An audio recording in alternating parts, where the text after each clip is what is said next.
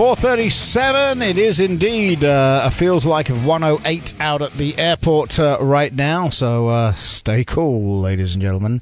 We got a big announcement coming right now. We have a formal declaration of candidacy for the office of Governor of the great state of Iowa. It is my pleasure to welcome back to the Simon Conway Show, Jake Porter. How are you, buddy? Doing great. How are you today, Simon? I am really well, really well. Just got back from transporting puppies back to the great state of Iowa. How was your trip? It was wonderful. Did you see the pictures we put up on social media? I retweeted some of the pictures of puppies. I love puppies, Simon. I want to make sure the audience knows that. Yeah, well, of course, yes. Yeah, Jake Porter will be photographed holding puppies at some point. Maybe on Saturday when we have Wingding out in Johnston. You can come out to that and support Puppy Jake. How about that? I'll look at my schedule, but absolutely. 4 through 10 p.m. There's no excuse not to be there. All right, Jake, so you are going to be running for governor on behalf of the Libertarian Party of Iowa. That is correct. I will be running for governor next year on the Libertarian primary ballot. So far as I know, I am the only Libertarian candidate running. Mm-hmm. So this is your formal declaration. This is my formal declaration. We thank you for that exclusive. Now, of course, 4 years ago, you guys, the Libertarian Party, ran a very strong candidate in Dr. Lee Heeb, and she did pretty well. Never really dented Governor Branstad's effort to be re-elected, but she still did pretty well based on past history of the Libertarian Party. I've always said that we need a serious third party in this country, and you and I have had private discussions about that, and you agree with me, right? Unfortunately, there's too many crazies in your party. There's too many people that say, I'm running for president while standing naked on a stage. Well, he ran for national chair, to be fair. Okay. Well, I thought he was running for president. Does it make any difference? No, and unfortunately, he stripped off and announced that to the assembled audience. Well, I'm not going to be stripping and making an announcement, so you can be thankful for that today. I am, but doesn't that stuff hurt you? It does. You have. And you have it in the Democrats or Republicans. The thing is, a lot of times they get a pass. And when they don't, they have so many candidates running that you don't notice it. And the problem is we've had, especially in the past, so few candidates that the crazy people that we have, they do stick out like a sore thumb, to be quite honest with you. And it does hurt all of our efforts. I mean, I'm not aware of any party chair candidates in either of the Democrats or Republicans that have stripped off on the stage. But if you are, I would like that video. I don't think you would like that video, Simon. Probably not. I'm now choking on those words, as you can hear. Okay, so why should the people vote for you, Jake Porter? I think we can take a look at what has the Democrats and Republicans, what have they done? They've grown government. Yep. They have absolutely destroyed this budget. If we take a look at the budget, we have a budget shortfall. Basically, it's a temporary crisis. The state could not pay your income tax refunds on time because they did not have the money. Was it because of a bad economy? No. Was it because of some natural disaster, a tornado, earthquake, flood? No. It was because they could not budget properly, and that's why I'm jumping back in this race. People have asked me to. It is a real concern.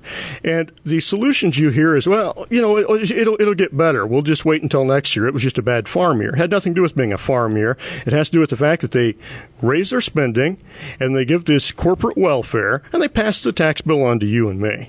That's what this is. So let's talk about corporate welfare. Iowa is in this position where we have a very high tax rate, personal income tax rate. Absolutely. We have a stagnant population. I actually think it's probably declining. I think 77 out of 99 counties showed declining populations after the last census. The next census is round the corner. We're going to lose another congressional seat. I don't think there's any doubt about that. I don't think there's anything that can be done about that at this point either to increase population.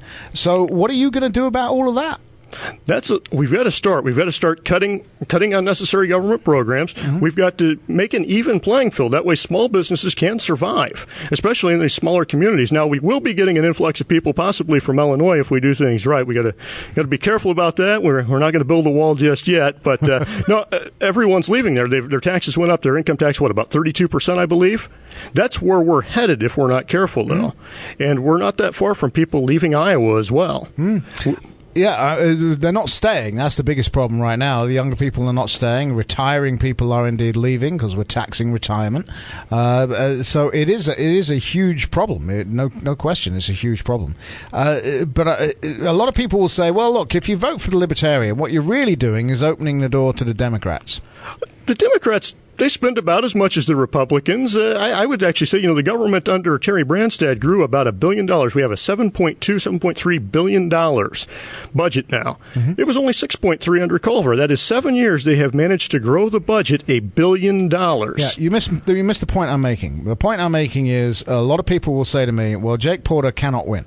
He will not be governor of the state of Iowa no matter what happens. So if you vote for him, you're taking away a vote from the likely Republican nominee, Kim Reynolds, and Ron Corbett will be mad at me for saying so, but the likely Republican nominee is Kim Reynolds. You'll take away vote from her and therefore open the door to whoever the Democrat nominee is, because the reality is you guys don't seem to take many votes off Democrats. Well, I think we will, and especially this time with my campaign plan. We're doing a lot of work over on the eastern side of the state, a lot of interviews over there, a lot of campaign organization going over there. But I think we're going to get a lot of independents too, and people that are just apathetic and don't normally vote. As far as the Republicans being any better than the Democrats, I guess, do you want to drive off the cliff at 70 miles an hour or 90 miles an hour? Does it really matter? I'm yelling fire in the crowded theater because the theater is actually on fire, and people are like, well, maybe if we stand over in this corner, it won't get quite as hot. I mean, that's what we're looking at here. And unless we do something, the theater's going to burn down. The state is going to end up in the next couple of decades, 2 to 3 decades, ending up like Illinois or California. And I would rather that not happen. Okay, so cutting government programs. What government programs are you going to cut? Well, we're going to go through, and I think what we should do is the budget is about 1,000 pages, unless you get into the details, and then it goes much more. And I've had a look through it. There's a lot of specific things within that budget that you have to look through, and you have to be careful, too, to make sure, call them in there, do an analysis under each department, each agency, find out what each program they have, whether it be in education. For example, I'll give you one, the ICN, Iowa Communications Network. I think it was Ron Corbett that talked about selling this thing off, privatizing it back in 1995, 22 years ago. And actually the state legislature approved selling it off in 2011 or 12, somewhere in there. And the state ended up, Terry Branstad and so the executive council, I think, said, no, we're not going to sell off the ICN. That's one example. It would save, depending on estimates who you go through, some say about $50 million a year. Just one example out of the budget. You can go through there and you can look at the Egg Council Promotion Fund, for example. It puts a 5-cent carton tax on every time you buy eggs so they can promote people buying eggs in the state. That's a consumer tax right there. All kinds of these things that haven't been cut. But what they do cut, it's a budget war. They cut the programs that they want to so that way they can raise your taxes. We're talking to Jake Porter. He is running for governor in the great state of Iowa for the Libertarian Party. We're going to pause briefly. We'll carry on with that. Right now, however, there's a wreck eastbound 8035 near Mulhay. It's been cleared, but it's still stop and go from Hickman to Mulhay. Jim Brown has got those details. It is 98 degrees out at the Des Moines International Airport right about now. The feels like, however, is 108. 446, the Simon Conway Show, News Radio 1040 WHO.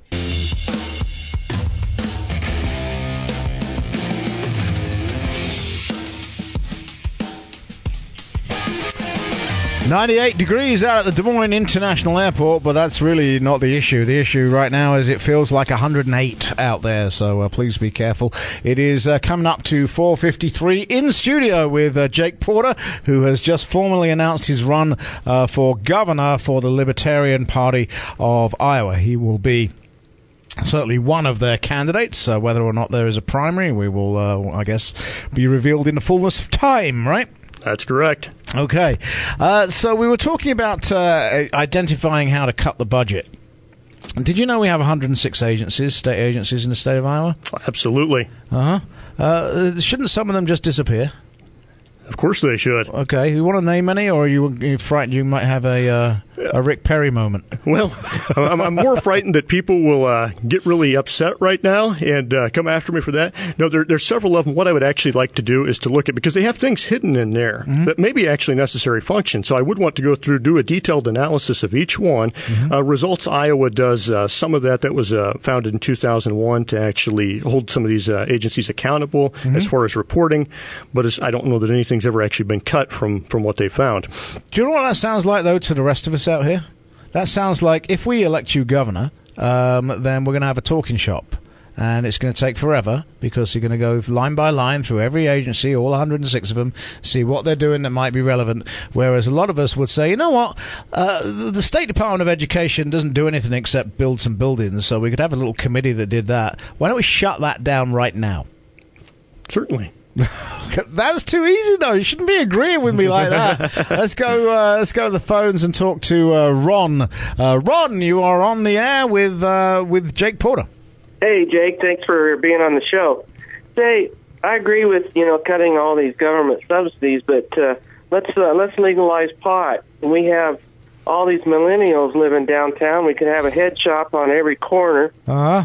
And then second, do you understand what a bad question that is for a libertarian? Because you see that this is the kind of thing I'm talking about, right? Legalizing marijuana, and by the way, I'm in favor of it, even though I've never touched it in my entire life. But when you ask a libertarian that question, everybody thinks, "Oh, here we go, libertarians. All they want to do is get high, and nothing will be achieved." But I'm going to let Jake answer your question. Jake, legalizing marijuana. We don't have the votes in the state legislature. What I would like to do, the governor's not a dictator. I mean, we could go back and we could look at this, and this is one thing I would do. For example, restoring voting rights to anyone that has served their time and paid for their crime. We certainly could do that. Anyone that is going to jail right now in an Iowa court for a victimless crime, like the late Benton McKenzie, the governor could pardon. The governor can do that. The legislature would have to actually legalize that. I don't see any foreseeable future having the votes for that. Well, they're struggling to legalize medical marijuana. Never mind right. Legalizing marijuana. Yeah, they can't even give sick people the medication they need. The veterans, for example, or the sick children, it takes years for them to pass anything. And then you can't even grow the stuff in Iowa. You have to illegally transport it across state lines. So they're not going to do that, unfortunately. Well, they're working on that part, though, right? Well, yeah. Theoretically. Maybe in the next 10 years they'll get to it. That's supposed to be legal now. We're just waiting for those licenses to come out and see who's going to grow. I know those things. I mean, they did that at the last count, but they're still excluding a whole bunch of ailments from. Absolutely. All right, well, there you go, Ron. You asked your pot question, and you probably hurt him more than you helped him just now. That's the honest truth, right? Because that is the truth. This is what I was talking about at the beginning. We need a serious third party. If people think the Libertarian Party is all about just legalizing marijuana and not a lot else, that isn't a serious third party, and you're going to get destroyed at the ballot box. Yeah, one thing I do want to talk about as being an issue that we can focus on right here in the short term is getting sick people their medication. That is a rights issue that 80% of Iowans do agree with. That is something we should force the state legislature to do something about. Well, and there are a bunch of Democrats and there are a bunch of Republicans that completely agree with you. Yeah, it's an issue that both sides agree with. It's whether or not we can get enough votes to make that happen, right? That is right. What about industrial hemp? Those brownies that we gave you, yes. Simon, I am told, Dr. Hebe has told me that those did have some hemp powder in, which you cannot buy here, or you cannot produce here in Iowa. You can buy it, but it came from, I don't know if that's true or not. She may have just been lying. Yeah, so Dr. Lee Hebe sent in some brownies for me, which are theoretically gluten-free, but there's nothing else in them, right? I'm going to have to talk to her. That's what she says. I don't know if I try them on air. Okay. No, I'm not going to try them at all until I talk to her, actually, and make sure I know what's in them. Jake Porter, thank you very much. How do people follow what you're doing? Is there a website? What have we got out there? There certainly is. You can follow me on Twitter, Facebook, and the website jakeporter.org. You can also send a donation in before Simon cuts me off here. But yeah, jakeporter.org. jakeporter.org. There you go, Jake Porter. Thank you very much for coming in. We will see where this goes, and we will watch it with interest. But for now, I appreciate it. Thank you, sir. Thank you, Simon, for having me on. You are very welcome. All right.